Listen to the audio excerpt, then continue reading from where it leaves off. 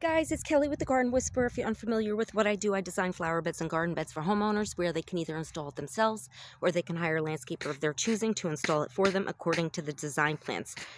So today is March 19th, and normally normally this time of year it's still really cold, but today it's 67 degrees, going up to 69, and we've had a very warm late winter, and I'm hoping it stays this way. But I ordered about 4 or 5 conifers, and this one just arrived from fastgrowingtrees.com.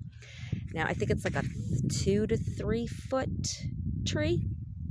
I think it was like $80 something. I'm not quite sure, I can't remember, but so I ordered it from there, and I tried to film this while I was planting it and digging it, and my phone will not do more than like 32 minutes, so it always cuts it off. So I just said screw it, delete the video. I'm just going to do a new one just to show you the tree. So apparently they say this is deer resistant. We shall see. I don't care if it is or not. In the wintertime, I am going to protect my conifers because the deer, if they don't normally eat it in spring, summer, and fall, you can guarantee they're going to nibble in the winter. And that's up here in Northeast PA because we get literally 20 plus deer a day in our yards. I mean, they're just a huge nuisance. So anyway, so I dug this up. Of course, I hit tree roots and I hit rock, and you can see how clay and thick and goopy the soil is.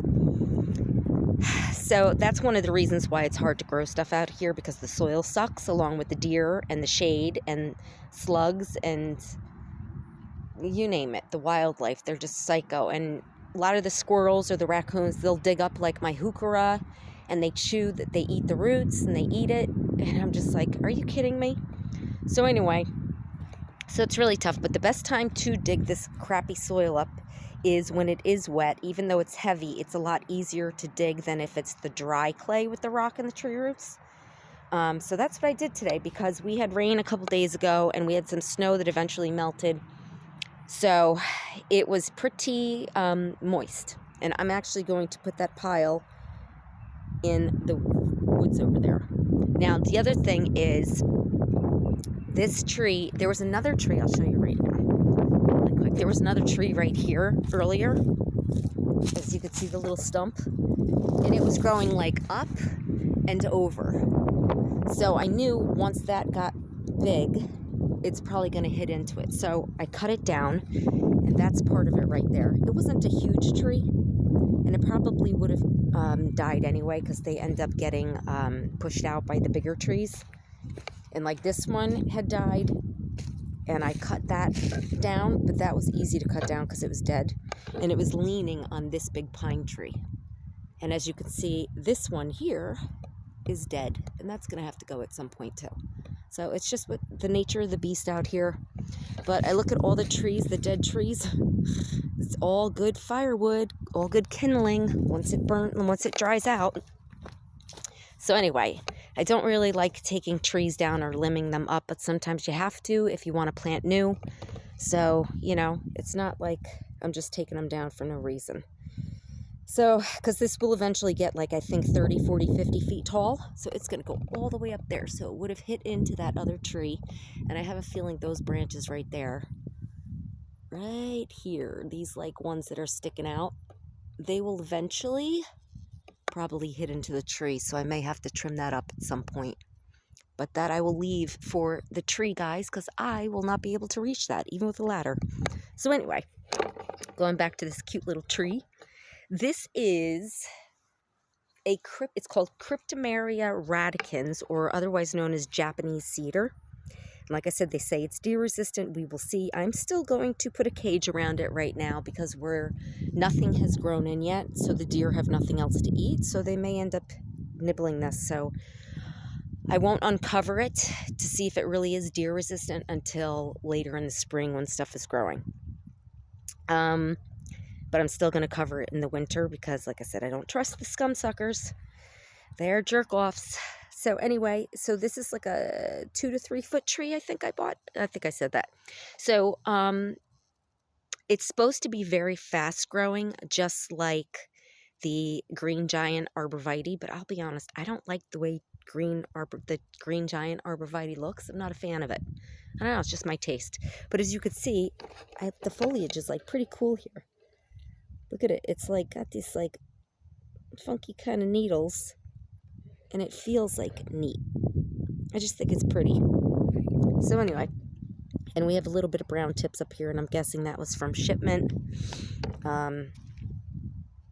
You know, who knows? But anyway, so I planted this. It was a bitch to dig it all up, and but I did it about 2 times the width of the pot. I dug the hole, and I dug it down deep enough so that it covers the you know, top of the pot that it was in. So we'll see. This is supposed to be really fast growing, like the green arborvitae. The green giant arborvitae. They say after it's established, it grows anywhere from 3 to 5 feet a year. So I definitely wanted something that was fast growing to fill in this area. Just for privacy, as you can see, I have a neighbor there. There's another neighbor there, and then we've got the road there. And it's going to get like 20 feet in diameter. It's going to be a pretty good sized tree, and it's going to grow this from like that tree. I measured it all the way to that tree, and it's going to come all the way out to where this little hacksaw is.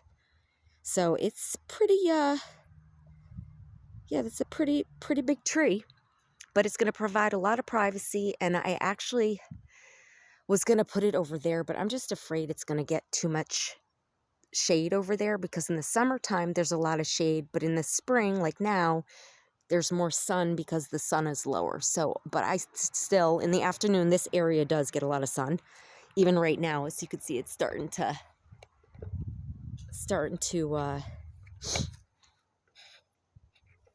as you can see, it's starting to shine down on here. So it's going to start hitting it pretty soon. But anyway, so I think, let's take a walk back here really quick. Hopefully you'll be able to see it. So it's going to sit right smack in the middle of those 2 sets of trees. And it's going to fill that whole area in. Like this entire area it's going to fill in. And then all the way up to the knife, wherever the knife is. Can't see it right now. There, I think it is. So it's, like I said, it's going to be a pretty big tree, but it's going to be fast growing. It's going to give me privacy. And then I have other conifers coming, which I may put over there. Some will do okay in shade. I'll do another video on those when they arrive. But this whole thing was going to go in my back garden, and that plan was foiled because where I wanted to plant it ended up being where my septic leach field is, and you cannot plant anything on there. So that's going to be fun. So I'm never going to be able to plant anything there, and it's just going to, it's going to be open with no plantings, but I guess what can you do? I could plant some perennials. You can do that, but that's not going to give privacy. So it is what it is. What are you going to do? So anyway, I think it's going to look really pretty, but I am definitely going to put a cage around it, at least until stuff starts growing in, because I don't trust the deer. Oh, and the other thing I bought, this is supposed to be really good stuff. It's called Root Rocket. Root Rocket Evergreen Transplant Root Stimulant. And basically it makes the trees grow faster, and has all this bacteria in it that's really good for the trees. It's got kelp extract, yucca, so it's supposed to make them grow. Contains millions of beneficial bacteria and fungi that arborvitae thrive on, helps stimulate new growth. These fine roots, I can't even read this, oh my god, I'm so blind. Hairs absorb more water and nutrients. With more roots, your arborvitae gets established quicker and grows faster. But it is, and you just put it like it shows there around the root, the hole. And like they told me when I asked them, they said 1 packet is good for like 1 tree. Even though this says differently, that's what they told me. So I'm like, okay. So I figure between that and the compost, it should do fine. In the fall, I will put an evergreen fertilizer in there as well.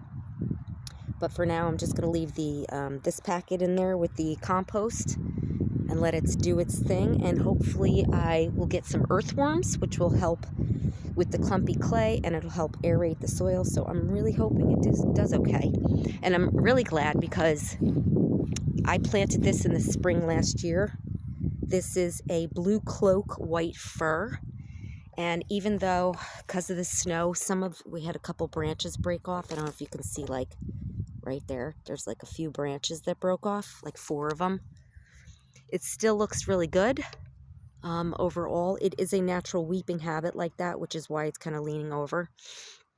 So, I'm not worried about it doing that, but it seems to be doing all right. So it survived its first year, which I'm really glad. The deer have not touched it, but I didn't trust them in the winter, hence why I covered them. And I had a frost cover on it, which is why the branches broke. I didn't have this cage around it over the winter. So the snow accumulated on the cover, and it just leaned on the branches and it broke them off. So, but I'm just glad it survived, and it looks to be okay. It's not dropping needles or anything, I don't think. Maybe a couple it did, but that's kind of normal in the winter. But overall, it looks all right. So we'll see how it does this coming season. It'll be its second year in the ground, and it takes about 3 years for them to fully get established. So I'm just going to give it some time. But in the meantime, until stuff starts to grow in, I'm covering this because I don't trust the deer. And I will take this off just like that one when vegetation starts to grow. The ferns start to fill in and things just start to grow. Everything is barren right now because we're only March 19th, but it is so warm out today. It's 67. It's supposed to get to 69. And we've had a very mild winter, a very warm late winter. And now spring looks like it's going to be warm too. And my daffodils are already popping up. I'll show you that really quick. So excited. I'm waiting for other stuff to pop up, but let's see if you can see. Can you see the little daffodils popping up right there? Little sprouts coming out. And they're also on this side too. And my sedum is starting to pop up, even though the deer love to eat that. So more daffodils. And then I've got my grape hyacinth that should be popping up soon. I don't see anything with them yet. And there's still daffodils that have to come up through here. But if you saw my other video where I planted the daffodils last year, you'll see that if you check out all my videos. But yeah, there should be more popping up here. But I think the ground was still a little frozen. So I kind of uncovered it in the hopes that it thaws. Because when you have mulch over it, it keeps the temperature consistent. So if it's frozen, it'll just kind of stay frozen. So I'm hoping, yeah, see, it's starting to, this was actually hard earlier this morning. So with the sun beating on it and the mulch being off it, it's kind of helping defrost it. I'll cover it back up before the end of the day, but I just wanted to help it along. So anyway, so that is it for today's video, guys. I'm going to put that soil back in the woods over there because I don't need it. And I also, the other thing when you're planting trees, and I've said this in my other videos, you can't really see it here, but there's a root flare. I don't know if you can see my fingers. And you want to make sure that is above ground. You don't want to cover that. Because like I always say, roots are like people. They need oxygen to breathe.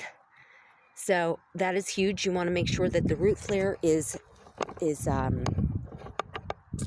what do you call it? Getting oxygen, and it's not covered. And the other thing, do not do a mulch volcano where people put mulch all the way around the trunk of the tree. All that does is suffocate it and cause root rot because it's too much moisture around the trunk. So like you could see here, these are natural growing trees. Look at how big these root flares are. This is all root flare. See how it flares out from the base of the trunk? That's a root flare. And same with that. So whatever you do, that's a root flare. Just do not cover the trunk of your tree with mulch or soil and let the root flare, get the air that it needs. And that's it, guys. So hopefully this guy will do good and it starts to grow fast. I can't wait to see what it's going to be like in a few months and even maybe next year. So it should fill in, like I said, this whole area. It's going to give me lots of privacy, and it will get full sun in the summertime. So it should do just fine. Alright guys, so that's it for today's video.